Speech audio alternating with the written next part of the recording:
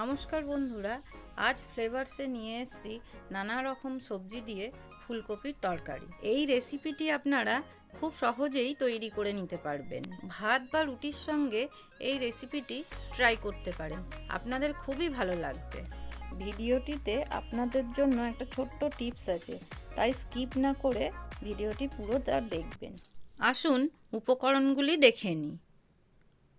একটা বড় সাইজের ফুলকপি আমি এই রকম করে ফুলগুলো ছাড়িয়ে নিয়েছি, আর ডাঁটিগুলো এরকম কেটেছি যাতে সব ফুলকপিগুলো সেদ্ধ হয়। আমি দুটো বড় সাইজের আলু এরকম ডুমো ডুমো করে কেটে নিয়েছি একটা গাজর, একটা ক্যাপসিকাম, কিছু মটরশুঁটি নিয়েছি।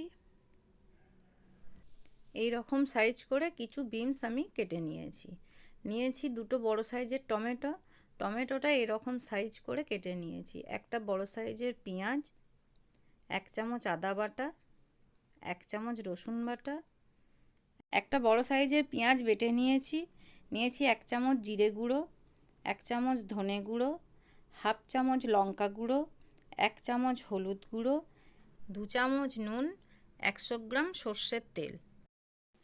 এবারে একটা কড়াই বসিয়ে 1 কাপ মতো জল দিয়ে দিলাম। জলটা ফুটে উঠলে একটু নুন দিয়ে দিলাম। এবারে ফুলকপিগুলো দিয়ে আমি ঢাকা দিয়ে দিলাম। 2 মিনিট পর আবার খুলে দেখব ফুলকপিটা সিদ্ধ হয়েছে কি না। হালকা সিদ্ধ হলে আবার নেড়ে চেড়ে আবার ঢাকা দিয়ে দেবো।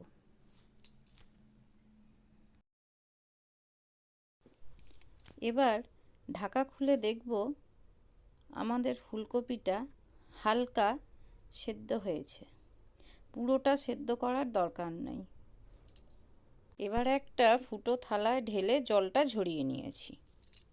এবারে কড়াইয়ে 2 চামচ মতো তেল দিয়ে দিলাম।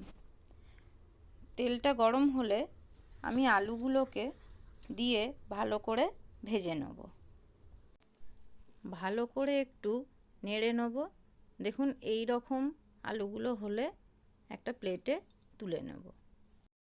এবারে ওই কড়াইয়ের মধ্যেই আবারও 3 চামচ তেল দিয়ে দেবো। তেলটা গরম হলে আমি ফুলকপিগুলোকে ভালো করে ভেজে নেব। ফুলকপি ভাজতে অনেকটাই তেল লাগে, আমরা একটু অল্প তেলেই ভাজছি। দেখুন এরকম করে ফুলকপিগুলো ভেজে নেব, দিয়ে একটা থালায় নামিয়ে নেব।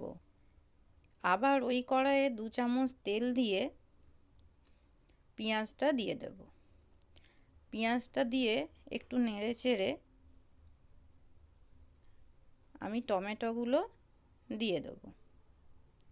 টমেটোগুলো দিয়ে 1/2 চামচ নুন দিয়ে দেব।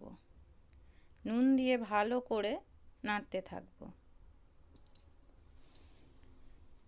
নাড়া হয়ে গেলে আমি 1 চামচ আদা বাটা, 1 চামচ রসুন বাটা, একটা গোটা বড় সাইজের পেঁয়াজ বাটা দিয়ে দেব। দিয়ে ভালো করে কষিয়ে নেব। এবার একে একে আমি জিরে গুঁড়ো, ধনে গুঁড়ো, লঙ্কা গুঁড়ো, হলুদ গুঁড়ো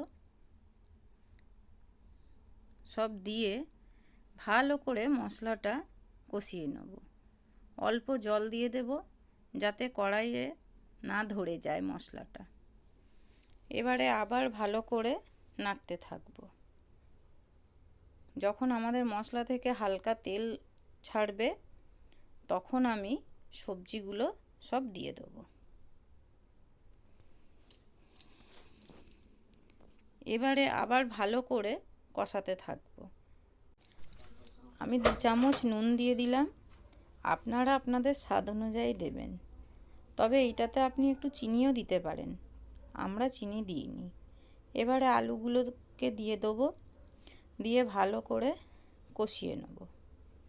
ভালো করে কষানো হয়ে গেলে ফুলকপিটাও দিয়ে দেবো।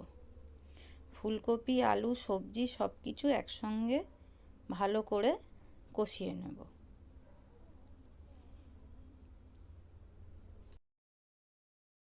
ভালো করে কষিয়ে নিয়ে প্রেসার কুকারে দিয়ে দেব। আমি 1 কাপ জল দিয়ে দেবো। আপনারা চাইলে আরও কম করতে পারেন। এবারে গ্যাসে বসিয়ে একটা সিটি মেরে নেব। গ্যাসটাকে কিন্তু আমি হাই ফ্লেমে রেখেছি। একটা সিটি মেরে ভাপটা যখন ছেড়ে যাবে আমরা প্লেটে তুলে নেব। তৈরি হয়ে গেল আমাদের সবজি দিয়ে ফুলকপির তরকারির রেসিপি। আমার টিপসটি হলো, ফুলকপি যখন শেষ হয়ে আসে তাতে অনেক কিছু পোকা ধরে যায়।